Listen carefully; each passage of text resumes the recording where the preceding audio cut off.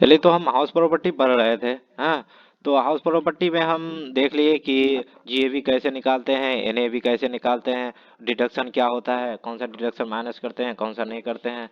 और अब जब अगर हाउस प्रॉपर्टी रेंट में दिए हैं लेकिन वो कुछ दिन के लिए अगर मेरा वैकेंट रहा तो उस सिचुएशन में जीएबी कैसे निकालते हैं ये भी देख लिए हैं। तो अगला ये टॉपिक्स है कि सेक्शन 23(2) का, यानी सेल्फ ऑक्युपाइड के केस में जीएबी एनएबी कैसे निकालेंगे। ठीक है, तो सेल्फ ऑक्युपाइड मतलब होता क्या है। सेल्फ ऑक्युपाइड मतलब जब अगर कोई एसएसी खुद का हाउस खुद ही रह रहा हो। सेल्फ ऑक्युपाइड यानी अनऑक्युपाइड हाउस। सेल्फ ऑक्युपाइड मतलब अनऑक्युपाइड हाउस बोला जाता है इसको। अनऑक्युपाइड कब बोलेंगे?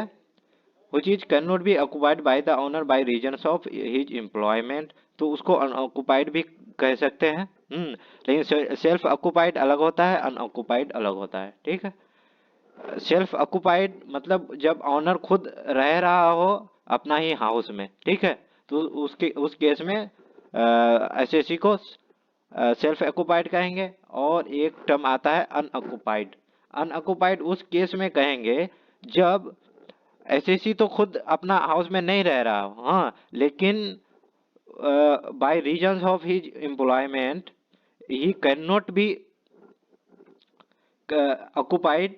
हाँ, तो उस केस में हम उस हाउस को अनऑक्युपाइड मानेंगे। ठीक है, तो सेल्फ ऑक्युपाइड और अनऑक्युपाइड के केस में जीएबी कैसे निकालते हैं ये देखेंगे। तो सेल्फ ऑक्युपाइड के केस में मतलब अब वो सेल्फ खुद ही ये कर रहा है, अपना हाउस हाउस में रह रहा है, तो ये है बेसिक है कि वो तो रेंट पे नहीं कर रहा होगा। तो रेंट पे नहीं कर रहा है तो जीएबी निकलेगा नहीं उसका, तो जीएबी नील हो जाएगा। जब जीएबी नील हो जाएगा तो उसमें मेरा म्युनिसिपल टैक्स लगेगा नहीं।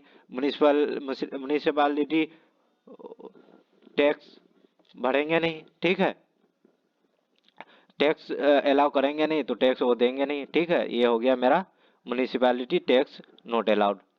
यानी जीएबी नील हो जाएगा और municipal municipal tax not allowed हो जाएगा। एंड डिडक्शन अंडर सेक्शन 24 ए भी अलाउड नहीं होगा। मतलब जीएबी उसका नील हुआ तो टैक्स माइनस टैक्स भी अलाउड नहीं हुआ। टैक्स अलाउड नहीं हुआ तो उसका एनएबी भी नील आ जाएगा। एनएबी जब नील आएगा तो उसमें ऑब्वियस है कि सेक्शन 24 ए 30% जो एनएबी पर देते हैं वो भी नहीं लगेगा। ठीक है, ये हो गया मेरा सेल्फ ऑक्युपाइड के केस में कि जीएबी नील हो जाएगा और म्युनिसिपल टैक्स अलाउड नहीं होगा, डिडक्शन 24 ए अलाउड नहीं होगा। लेकिन deduction under section 24 be allowed होगा। वो अलाउड होगा मैक्सिमम 30,000 तक।